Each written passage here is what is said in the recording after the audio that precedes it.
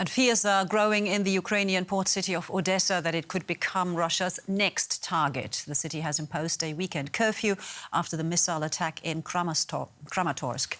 Odessa is on the Black Sea, which is strategically important to both sides in this war.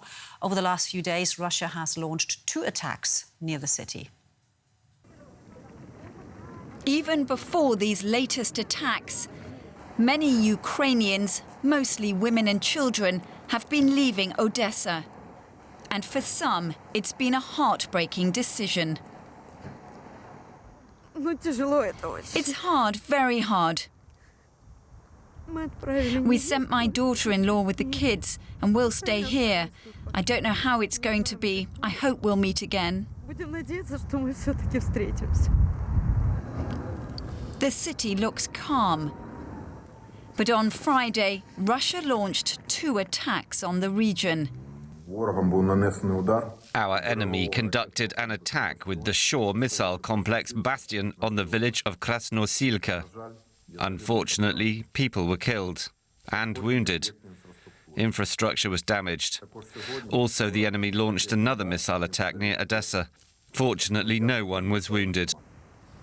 On Odessa's shoreline, there are warnings of mines, but that doesn't stop people from being outside as much as is allowed. A curfew between 9 p.m. and 6 a.m. is now in place because of fears of more attacks. For those still here, life goes on, but no one knows what will become of this city, or to those who were left behind. And for more on that, we're now joined by DW correspondent Jan-Philipp Scholz, who is in Ukraine for us. Jan, faced with the images from Mariupol and the latest deadly attack on civilians in Kramatorsk, will Odessa be next? Well, it's definitely a possibility, and the atmosphere in the city is very tense at the moment. A lot of people say that the port city is probably very high on Putin's new priority list as part of his plan to cut off Ukraine from the Black Sea. But at the same time, people in the city are not panicking. They believe in the power of their military. The city administration issued a new curfew for all of Sunday. Sunday is a very special day for Odessa, this coming Sunday, because it's the day when people in the city usually celebrate the liberation from the Nazi forces. So it's a very bitter irony that at a time where they should be celebrating, they have to worry about a possible new occupation.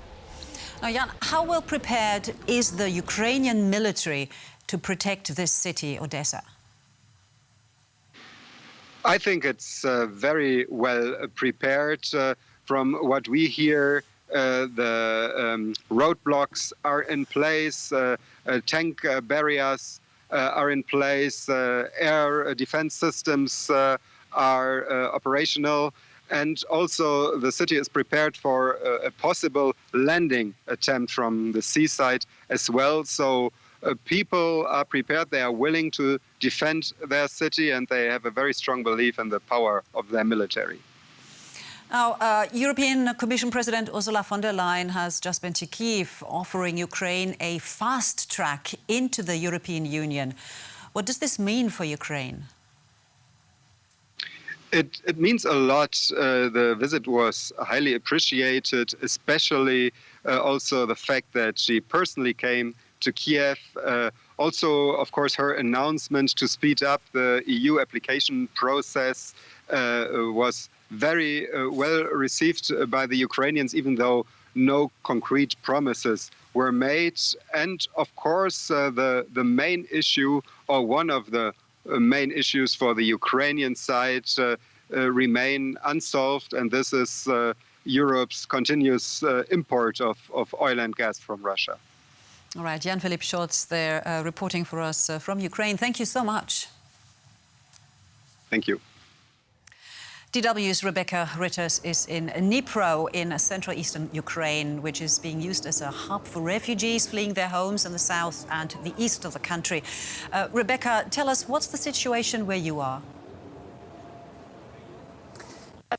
I'm here at Dnipro station, and as you said, it's a hub for people leaving. Fortunately, people can't stay in Dnipro. The mayor has actually advised women and children and anyone who can to get out of this area as soon as possible, while they still can, basically. But as we've been here today, we've seen hundreds of people arriving at the station behind me, trying to get on either evacuation trains or simply buy a ticket on in any empty seat to get further east to safety. These people have been coming from the largely eastern parts of the country and southeast, but of course tensions are very high here, as you have been reporting this morning about that attack on the Kramatorsk train station. That's about 200 kilometres east from where I'm standing, and obviously that has heightened tension. Everyone here is worried that that's going to happen. In fact, we've been able to film inside the station, on the platform, or anyone getting onto any trains, because authorities are really worried that something like that could happen here.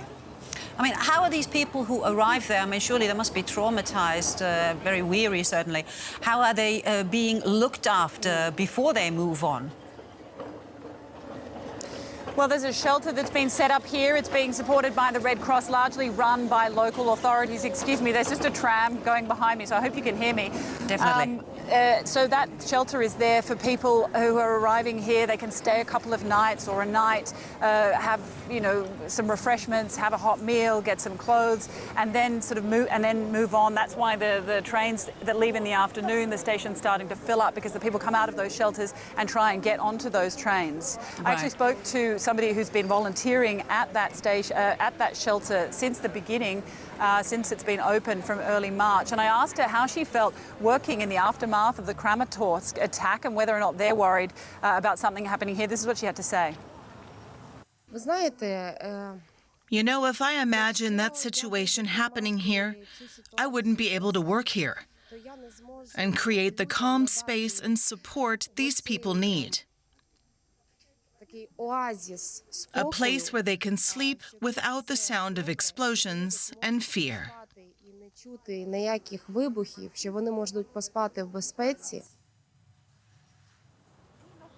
So heightened alert. So a lot of bravery and... sorry, no.